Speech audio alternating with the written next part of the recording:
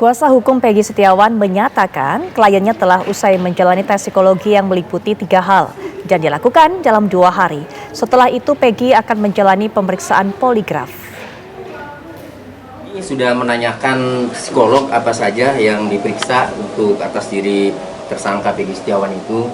Psikolog menjelaskan bahwa pemeriksaan untuk tersangka Peggy Setiawan itu berkaitan dengan satu intelijensi atau kognitif ya. Jadi intelijensi ini kecerdasan, kognitif ini fungsi otak.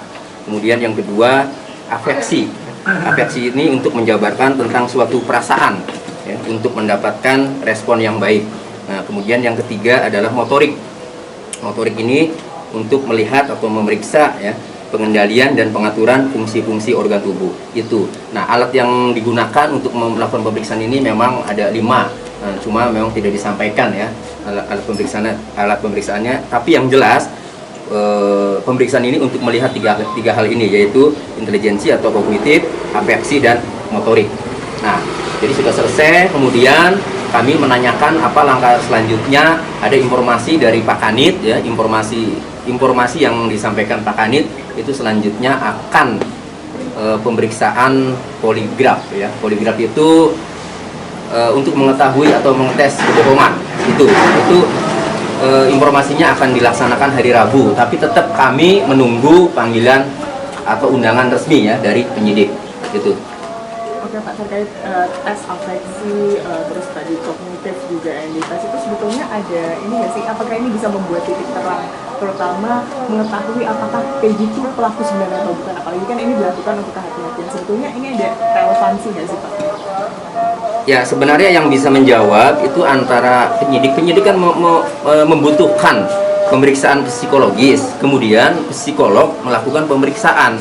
Jadi kebutuhan yang paling tahu apa yang dibutuhkan oleh penyidik terkait pemeriksaan ini, kaitannya dengan peristiwa pidana ini adalah penyidik ya.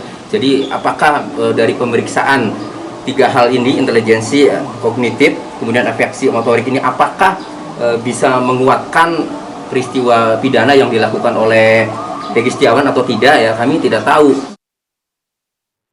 Dan pemirsa, untuk mengetahui apa perkembangan terbaru dari kasus pembunuhan Vina dan Eki, kita akan langsung saja bergabung dengan rekan kami, Cepi Kurnia, langsung dari Polda Jawa Barat.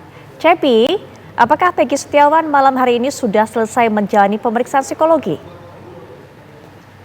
Ya, baik Putri Viola dan pemirsa TV One, malam ini saya sedang berada di lobi di Treskrimum Polda Jawa Barat. Memang Pak Peggy sendiri yaitu tersangka kasus pembunuhan Vina dan Eki pada 2016 silam, beberapa jam lalu telah selesai menjalani tes psikologi di ruang penyidik di Treskrimum Polda Jawa Barat dengan 3 psikolog. Peggy sendiri memang dilakukan pemeriksaan tes psikologi dimulai sejak pukul 10 waktu Indonesia Barat dan selesai pada pukul 17, sekitar 17.30 waktu Indonesia Barat, sekitar 8 jam pemeriksaan yang dilakukan terhadap Peggy Setiawan sendiri. Memang tadi menurut kuasa hukum dari Peggy Setiawan ada beberapa poin yang dilakukan tes psikologi terhadap Peggy Setiawan, yaitu mulai dari intelijensi atau kognitif yang untuk mengetahui fungsi otak, daya ingat, dan mental Peggy sendiri, serta afeksi yaitu untuk mengetahui perasaan Peggy sejauh ini bagaimana, itu yang ditanyakan oleh psikolog, dan juga untuk motorik yaitu pengendalian dari organ tubuh Peggy Setiawan sendiri yang merupakan tersangka pembunuhan Vina dan Eki pada 2016 silam. Memang tadi menurut kuasa hukum sendiri tes psikologi ini sempat ditolak, namun setelah dijelaskan oleh psikolog bahwa tes psikologi ini untuk mengetahui atau untuk mengungkap kasus pembunuhan Vina dan Eki yang menjadi perhatian publik hingga menjadi atensi Presiden Republik Indonesia Joko Widodo, sehingga kuasa hukum bisa menerimanya.